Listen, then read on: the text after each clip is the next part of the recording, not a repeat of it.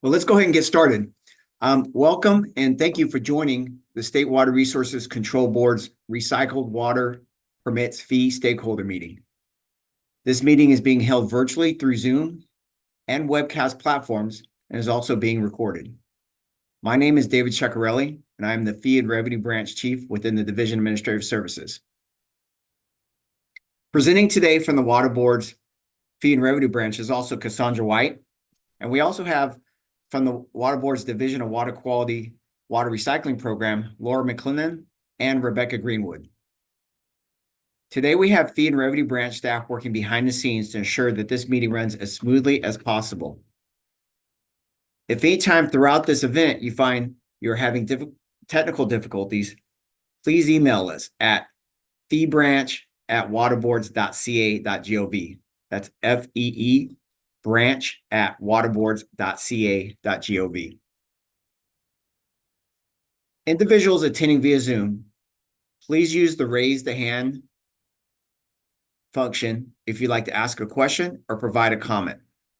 If you're joining us through the webcast, you can also submit a comment or ask a question by emailing the email on the screen, or excuse me, by emailing us at the feebranch@waterboards.ca.gov. Again, we thank you for joining us virtually today. We thank you for your patience as we move to this 100% virtual meeting space.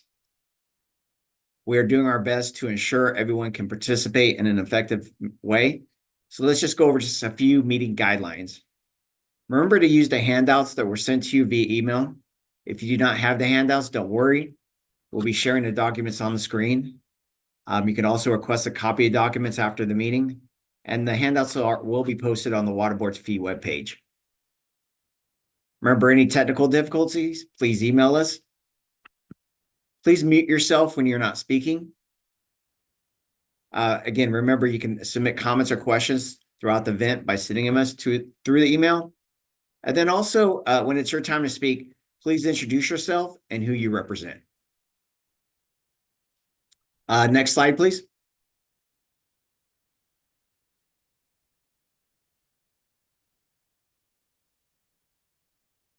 So today's staff presentation, we'll be going over the fee development timeline, the recycled water permit and fee background, comment summary. We received comments from our last meeting, and staff will be going over those comments that were received.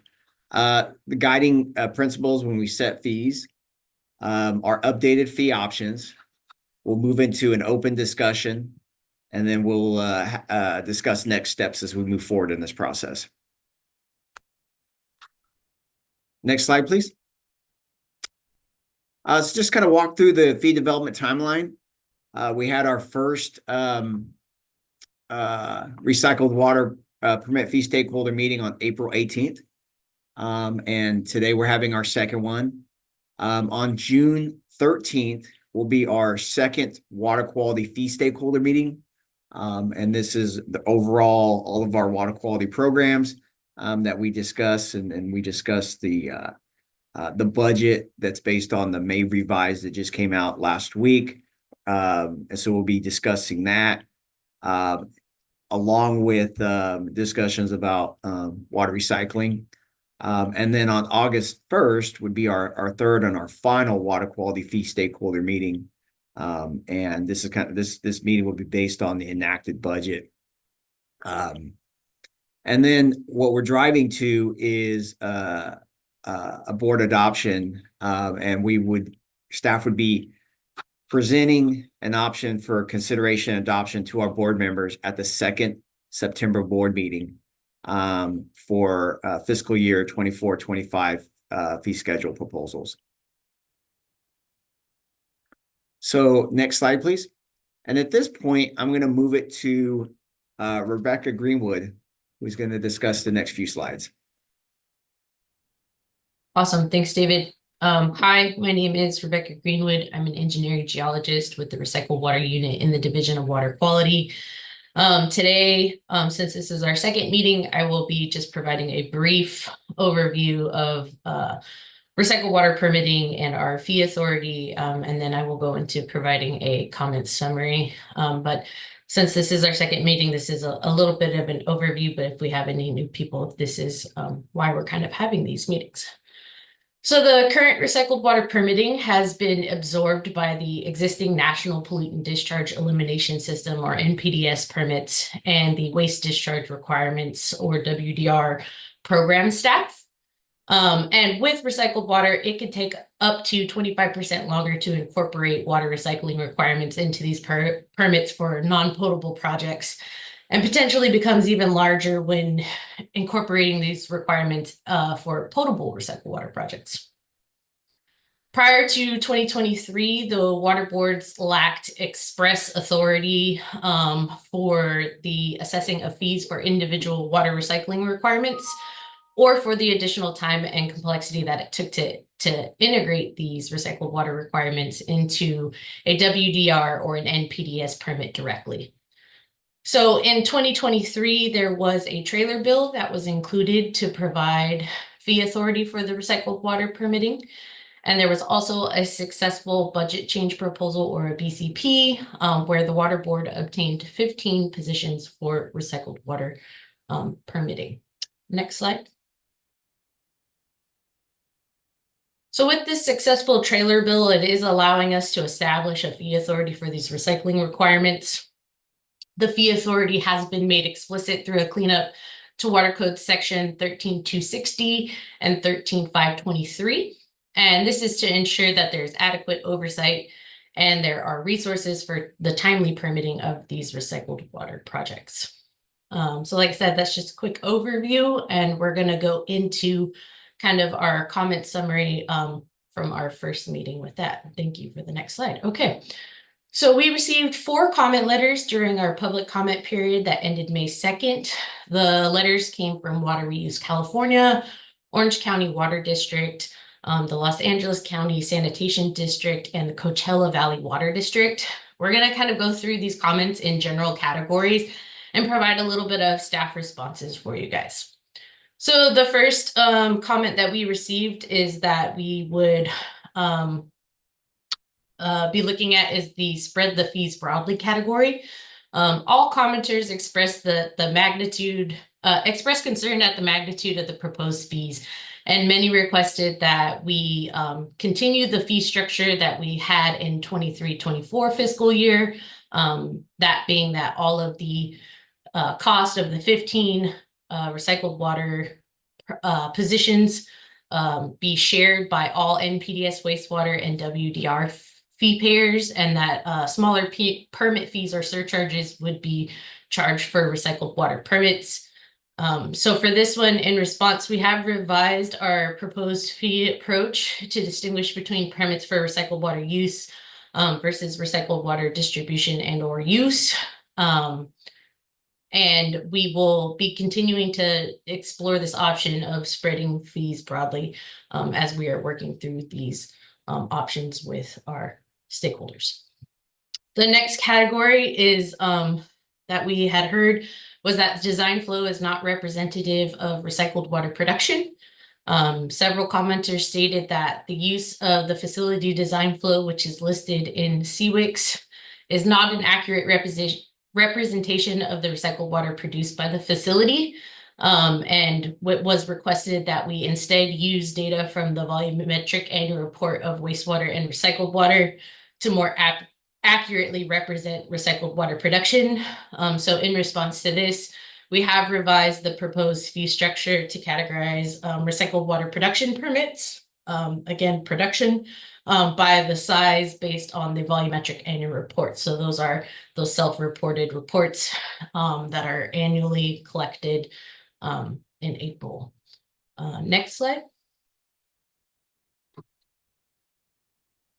Our next category was for concern over duplicative fees and a fee-for-service model. Several commenters expressed concern that they were being charged twice or potentially more for a single recycled water project, once being by the Division of Drinking Water for the time to review the recycled water project's Title 22 engineering report, and then again for the proposed fee for the recycled water production permit, and in some cases a third time for the distribution and or use of that recycled water. Commenters also requested that the water boards implement a fee-for-service model for the recycled water permitting in the manner that DDW uses a fee-for-service model in reviewing the Title 22 engineering reports. In response to this, we have again revised the proposed fee approach to distinguish the permits for recycled water production versus recycled water distribution and or use. However, Division of Drinking Water's workload and review and approval of Title 22 engineering reports is separate, and it is going to be different and distinct from the regional board workload to permit the recycled water projects. So while a single project may be assessed fees for both DDW and from the regional board for the recycled water permitting, it's unavoidable due to the separate workload. And furthermore, fee-for-service model is not possible for recycled water permit fees. And then finally, the last category is inequities proposed in the fee structure. Commenters expressed concern about the categorization of potable versus non-potable projects.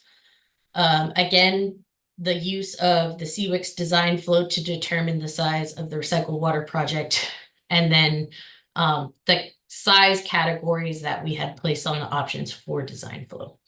So in response, staff has revised the proposed fee structure that we'll talk about in a little bit.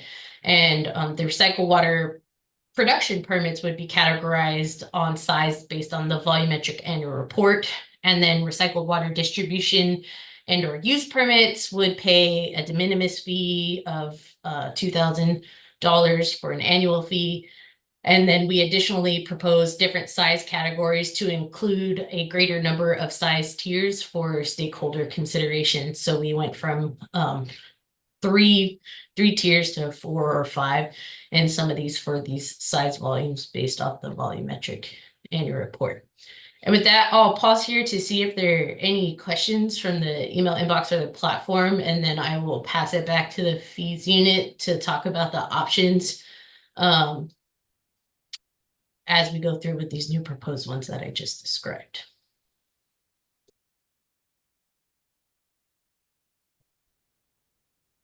Okay, looks like no questions from the email inbox. So David, go ahead.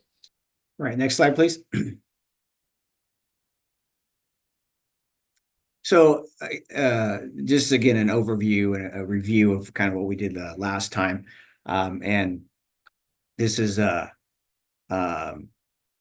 part of our guiding principles for all of our waste discharge permit program fees. We're revenue neutral, meaning we know we have to collect a certain amount to help support our employees. And you know, if we do a decrease on one group, it basically just means that there's a potential of doing an increase on another group. We're not a fee for service model. We do our best to try to look at the workload though, and where staff time is spending their time is where we try to set the fees. So we're generating the revenue to cover the cost.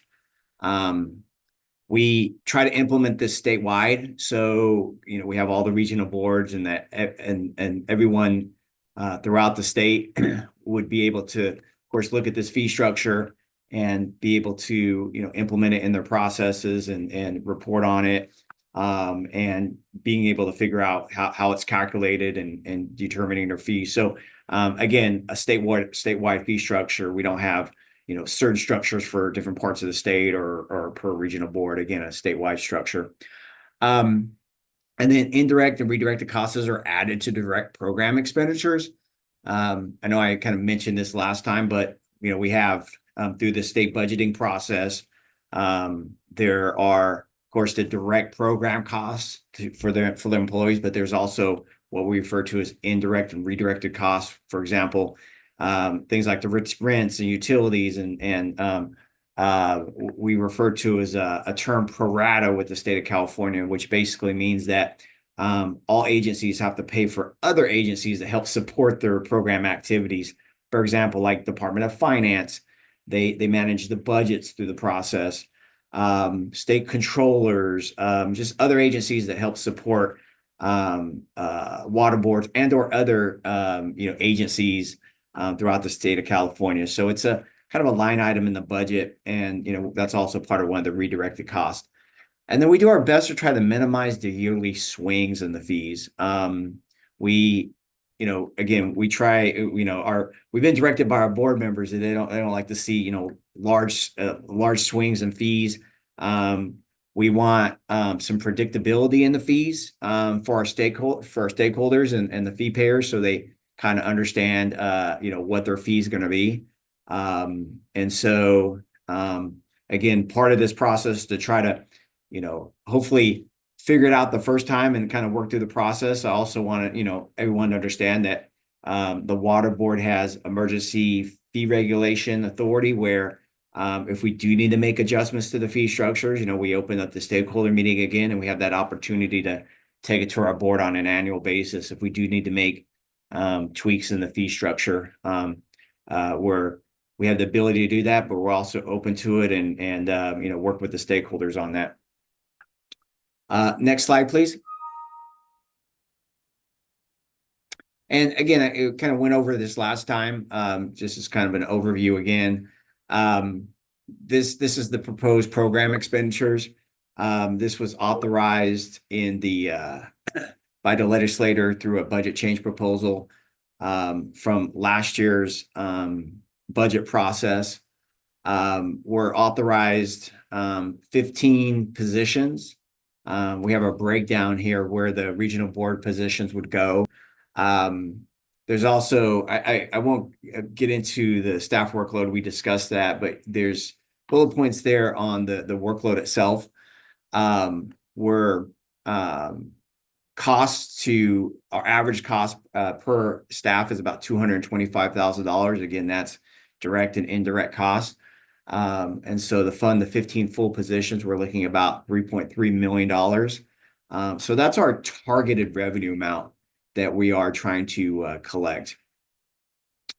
Before I move forward, I'll ask if there's any questions. And there does look like there's a question from Rosario Cortez.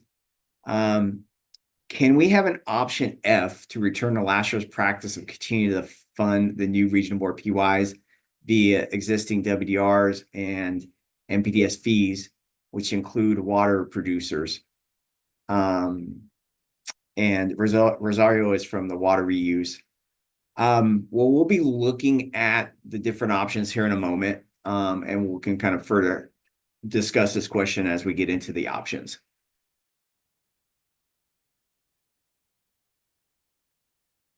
So next slide, please.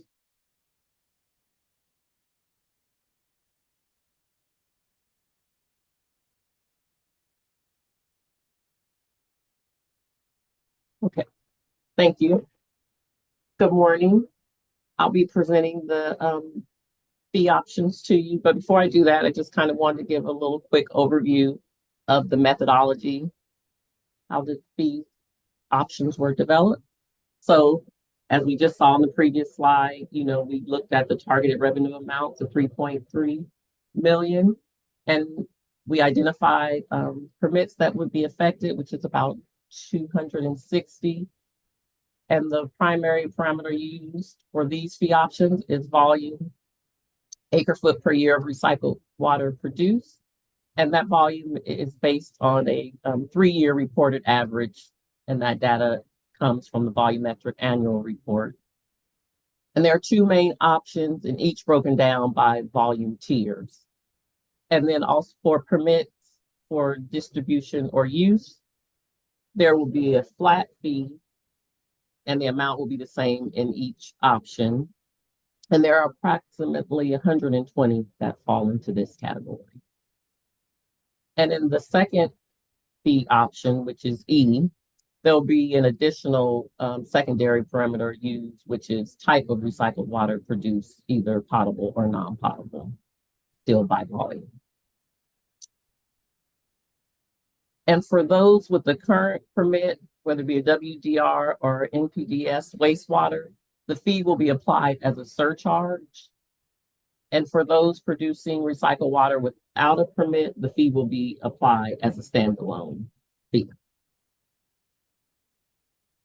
And as David just talked about a little bit, we looked at what, as we do with all of our fee options, we look at workload, and that is a consideration when developing new fee structures.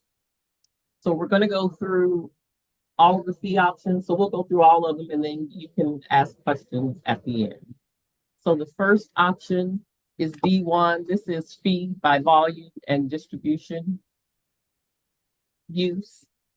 And this, the first table, it is for recycled water produced up to or over 10,000. So the first tier is the top tier, the largest one, 40,000. And then the second tier up to 10,000 is 20,000.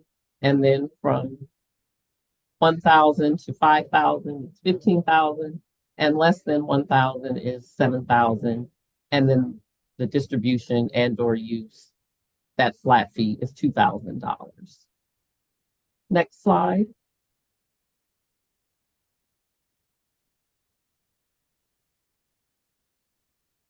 And then option D2. This is the same, except the volume is increased to go up to 30,000. So the first one, over 30,000 is $80,000 would be the fee. 10,000 to 30,000 would be $30,000. 5,000 to 10,000 is $20,000. And 1,000 or less than 1,000 to 5,000 is $14,000. And again, the flat fee remains the same. Next option. And then option E1, fee by volume and type and distribution use. So this is the same as option D, but this is where I mentioned that second layer has been added into, while also looking at volume, we've added in recycled water type, either potable or non-potable. So for the first tier, greater than 10,000, for potable, the fee would be $78,000, non-potable, $38,000. Between 5,000 and 10,000, potables, 24,000, non-potable, 18,000. And then from 1,000 to 5,000, potable is 18,000, non-potable is 15,000. And then less than 1,000, for potable, it's 10,000, or non-potable is 7,000. And again, the distribution and use remains the same at $2,000. Next slide. And then for option E2, same as above, but it's just added an extra tier and it's greater than 30,000. So for the first tier for potable, it would be $75,000. Non-potable, the fee would be $65,000. 10,000 to 30,000, $51,000. Non-potable fee is $26,000. 5,000 to 10,000, it would be $28,000. Potable, non-potable would be $20,000.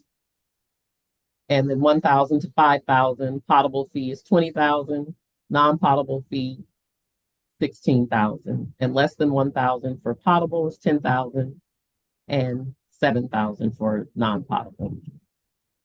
And flat fee remains the same.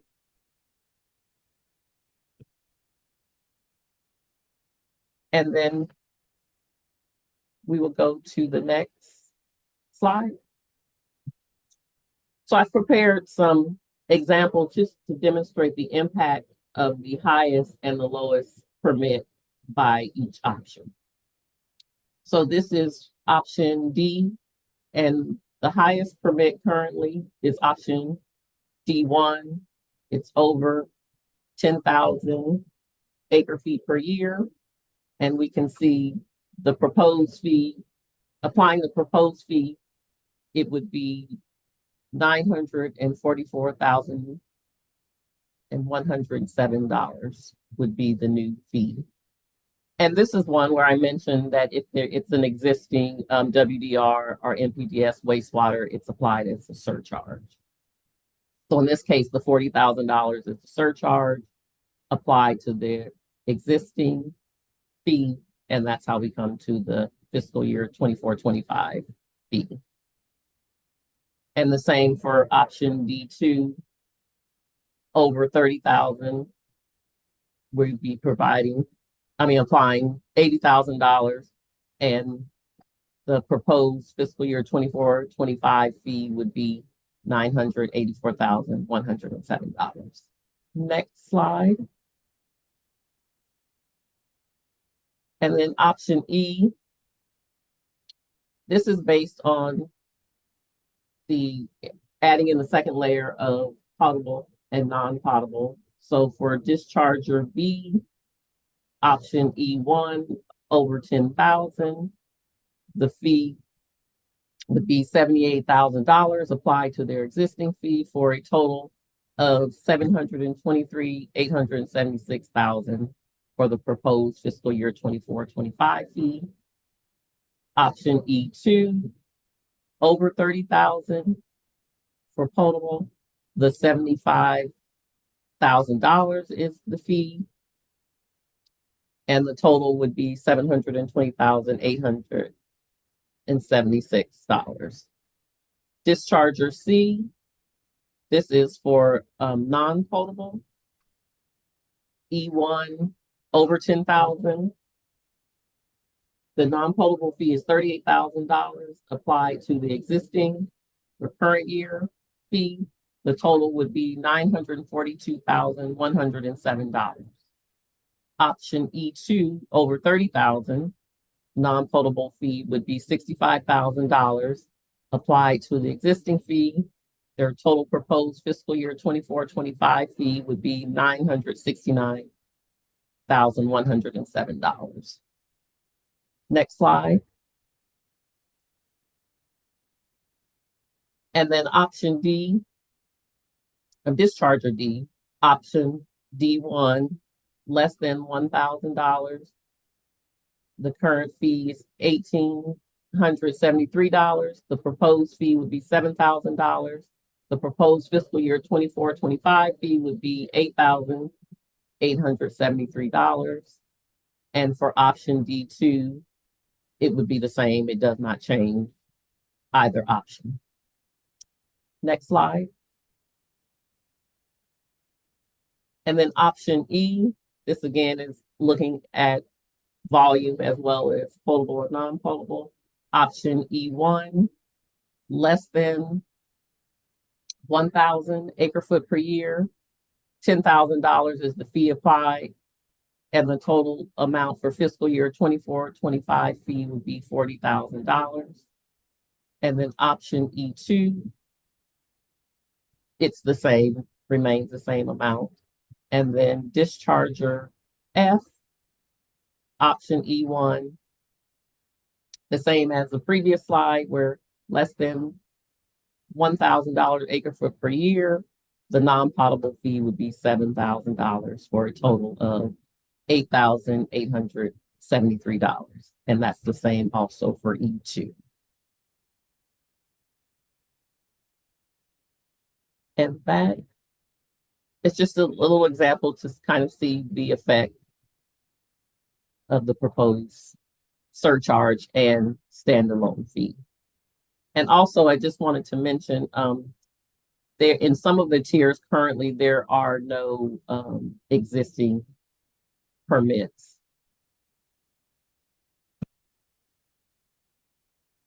And I will give it back to you, David. Okay. Can we go back to, I think it was D2. I believe that's either slide 10 or 11.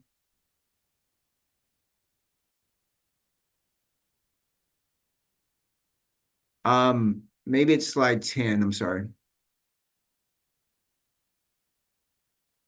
Okay.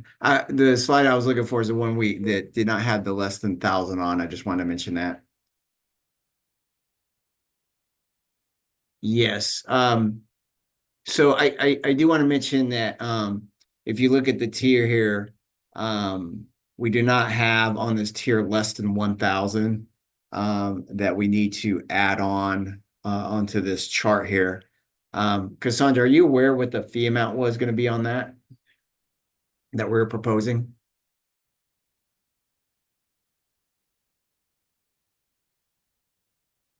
And if not, we'll It's 7,000. 7,000. Okay. Yes. And we'll definitely modify this slide. But I just wanted to make sure everyone was aware of that. If you're of course less than 1,000, that our proposal is the fee was going to be $7,000. Before I move forward with questions, one announcement. It looks like that the raise the hand function is not working. So if you have if you'd like to ask a question, please go ahead and unmute yourself and go on camera, and then we can go ahead and take your questions. We'll monitor who's coming on camera and unmuting himself, and we'll take them in order. We did have again one email question from Rosario Cortez from Water Reuse. And it was basically, can we add an option F to return to last year's practices and continue to fund the new regional board PYs via existing WDRs and the MPDS fee payers, which would include recycled water producers. And program staff, please chime in.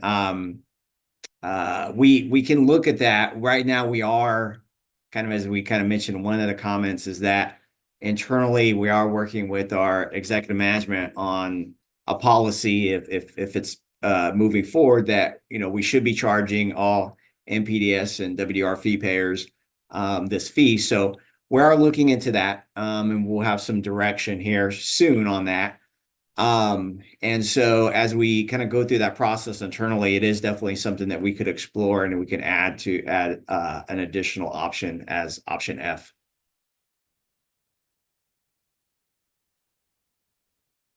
So it looks like first up, Sharon, if you want to unmute yourself, and please introduce and who you represent, and you'll be first online here. Okay, thank you. I'm Sharon Green with the Los Angeles County Sanitation Districts. We had a question just to clarify how the new options were being determined or calculated in terms of like which fields in the volumetric reporting are being used. Is it the sum of the discharge and reuse, or just the reuse field that's being used for that? Thank you. Good morning, Sharon. It's just the reuse field. So we went ahead and we took the sum of the reuse for the year, and then we took all 3 years for the reporting thing, and then just did an average. And we should be able to have some of those spreadsheets available as we're talking to our exec with some of these things to be able to share with you guys at that point. And this is just another good point for us to emphasize here that these are self-reported numbers. So if you guys have numbers that are not quite correct, we can always talk about correcting reports to make sure that we get it right, and making sure that we can get you in the correct tier for some of these reuse volumes.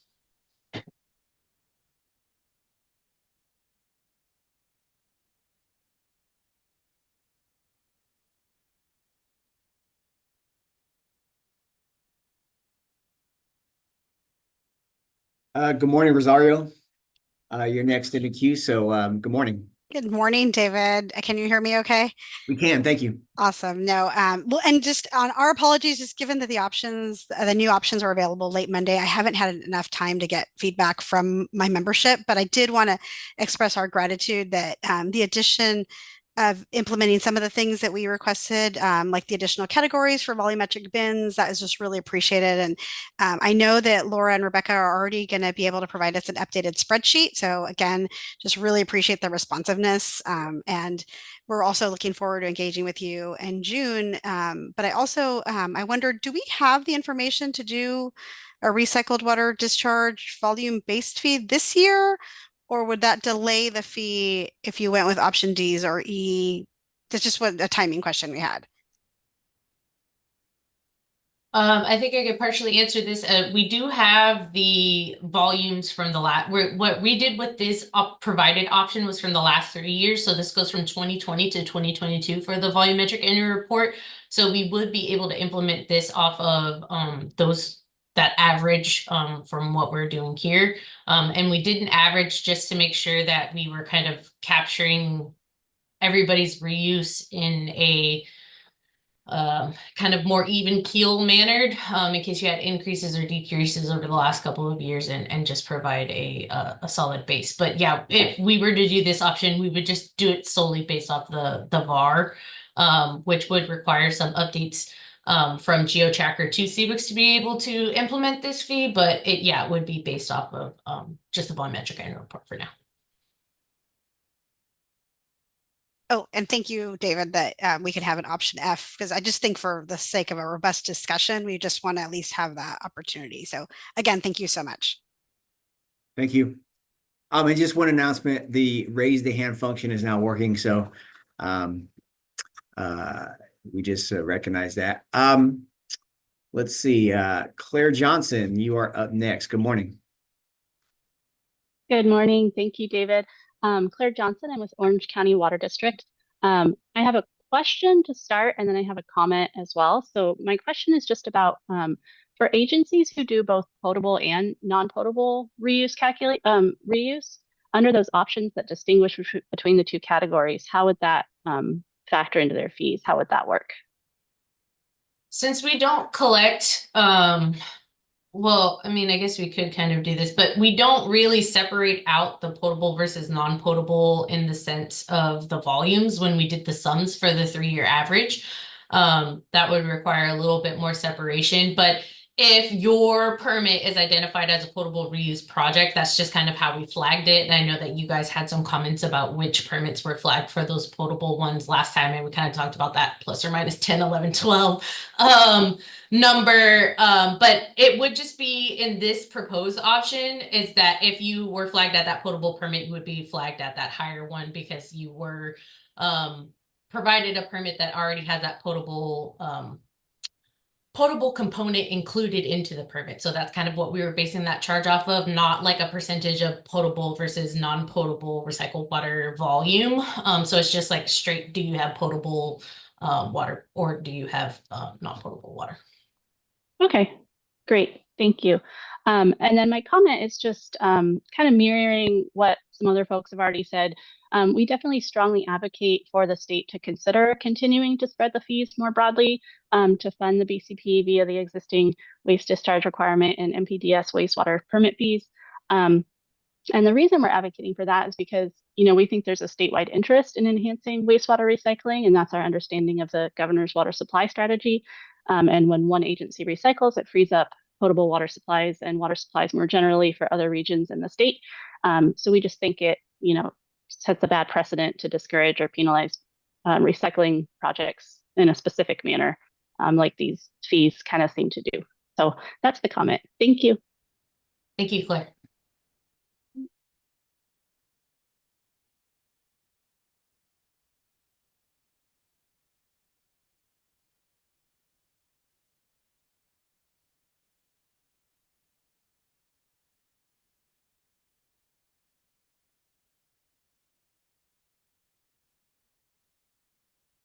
I'm not seeing any more questions at this time, and or I don't see any. Do we have any email questions coming in?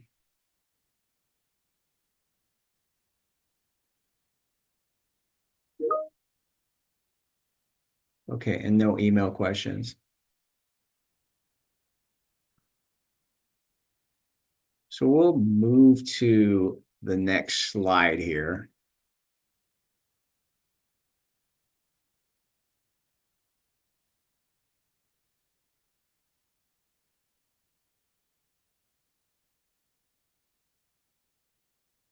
Again, which is open discussion.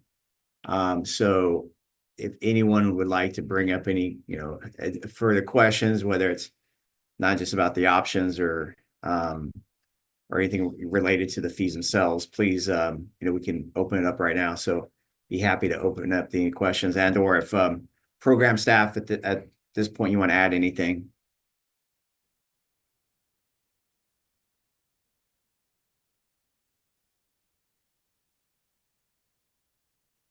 I just wanted to thank everybody for their comment letters from the previous options, and again, are looking forward to continuing to work with you guys through these things and are hearing your comments and trying to, you know, work through and make sure we're going on the best path forward. So if you again have any questions about the volumes or any of the ways that the recycled water permits are identified, you know, please reach out and have a conversation with us and program staff. We would love to talk about it.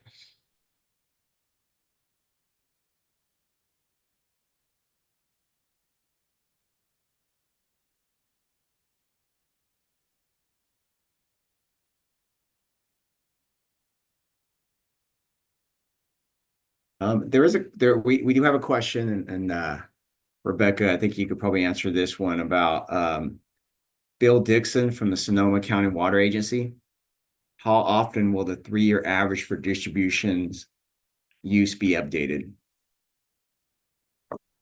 Yeah, so I think that's something we could kind of talk about and play in the options as we continue to move forward. We were just kind of thinking about doing it on a rolling basis. So as I had mentioned, this goes from 2020 to 2022. So with our updated reports coming in April 30th with our regular deadlines and us kind of like trying to pin the data down, usually by the end of summer, we would be able to provide these numbers to the fees unit for them to be able to update the average prior to adopting fees or changing fees. So we could do this rolling average kind of thing. So 3 years as we can continue to move forward. But if that's something that people would like to comment on, or if they would like a set time, that we can do something different, we're all ears, but at this point, kind of a rolling average from the last few years.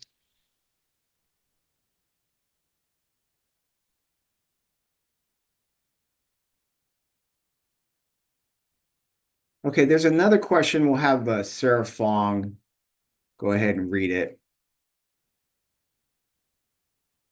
They came in through the email. Okay, this is from Garen, and I apologize if I pronounced your last name incorrectly, Vartanian. On July 9, 2020, the State Water Resources Control Board ordered POTWs to submit PFAS concentration levels at their wastewater treatment plants. The rationale was that publicly owned treatment works, POTWs, are potentially significant receivers of per and polyfluoroalkyl substances, PFAS, and have the potential to discharge these wastes to the environment. With the discovery of PFAS in the sewer effluent and recycled water, water distributors are now contemplating what additional measures to take to not spread PFAS that's within the sewer effluent recycled, resulting in contamination of the soil where the irrigation occurs, as well as groundwater aquifers underneath. How is PFAS affecting the recycling program?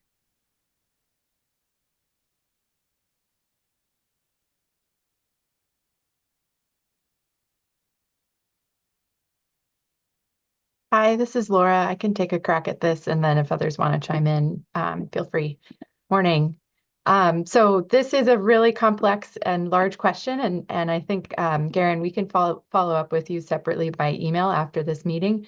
There's a lot of different treatment trains that exist for recycled water programs around the state, and also a lot of different uses that recycled water is put to. And so we have PFAS characterized differently in different types of recycled water systems. So I think we have a partial answer to that question, but there's a lot of information that is emerging through the investigative orders that have been evaluating quantities of PFAS in wastewater, and we'll continue to update our knowledge and understanding of it as we move forward and as we continue to get data on that. So I'm glad for your email and glad for your question, and I'll follow up.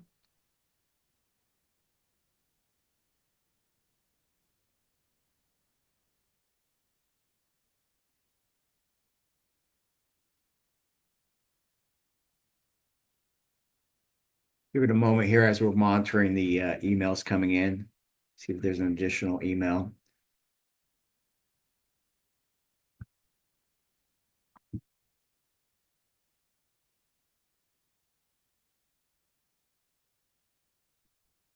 Uh, okay, no emails at this time, and I don't see anyone else in the queue to ask any questions. So we'll move to the next slide.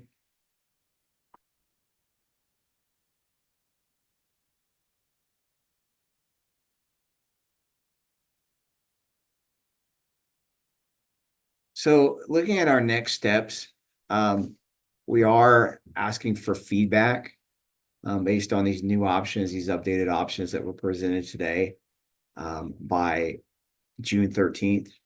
And the comments could please provide those to the email feebranch@waterboards.ca.gov. Give opportunity for staff to go ahead and review them. And then also on the June 13th, we have our fee stakeholder meeting for water quality. So we'll be, of course, discussing a little more on the water recycling at that time. Also, we may not have time, of course, to go over all the comments we received because we're kind of up to that date. So those are kind of next steps moving forward. Of course, we're trying to drive to the second board meeting in September to take a proposal for consideration and adoption to our board. And, I think many of you guys are familiar with the process, of course. 10 days prior to that board meeting, the agenda and the staff report will come out, which would have opportunities for comments and so forth. So I just wanted to kind of throw that out there. I know that's kind of, down the line, but just wanted to put that out there. Sharon, you have your hand up. Yeah, just to maybe this is reiterating something, but I was just wondering if I could ask, because I may have missed this, when staff think that the spreadsheets that have kind of these updated options might be able to be shared with stakeholders, because I think that's going to be key for us to all be able to look at to really understand how the different options work in practice. Or, obviously they're probably considered draft, but at least it would give us a better idea. So just wanted to ask what the timing is thought to be. Thank you. This is Laura. I can respond. Yeah, so we will be able to provide that to you guys within the week. We just need to make sure that that it's publicly shareable and includes all the right information.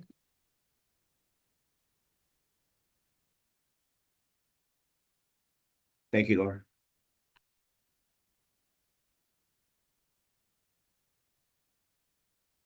Okay, so I don't see any more questions at this time. Again, I want to thank everyone for participating. As mentioned earlier, we want to thank you for your comments that you provided us. We can't continue this process without your assistance, so we appreciate it. We appreciate your feedback. I know many of these options, were just submitted earlier this week, so please take an opportunity to kind of review them. And again, if you have any questions or anything like that in the process, please email us. Be happy to discuss that. And then we, of course, look forward to your comments. So we appreciate that. Want to thank program staff participating in today's meeting. Thank you, Cassandra and Sarah, behind the scenes working on responding to the questions and kind of keeping us online with everything throughout this meeting. So let me just move it to program staff if they have anything they want to add before we sign off here. Nothing for me, just appreciate everyone's engagement on this and feel free to reach out to any of us with questions, or the fee branch as well. And yeah, thank you for the dialogue.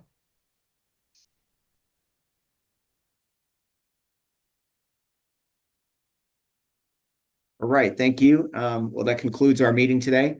David, I'm I sorry. just wanted to mention Yes. that the meeting recording and the presentation will be available within a week. Okay, thank you. And then Rebecca, I saw you come on. Did you want to add anything? Nope, was just gonna reiterate what Sandra said, and it'll be on the fee payers webpage, where the handouts were located, so those will all be up there within a week. All right, thank you. Everyone have a great rest of their day, and we'll be talking soon. Thank you.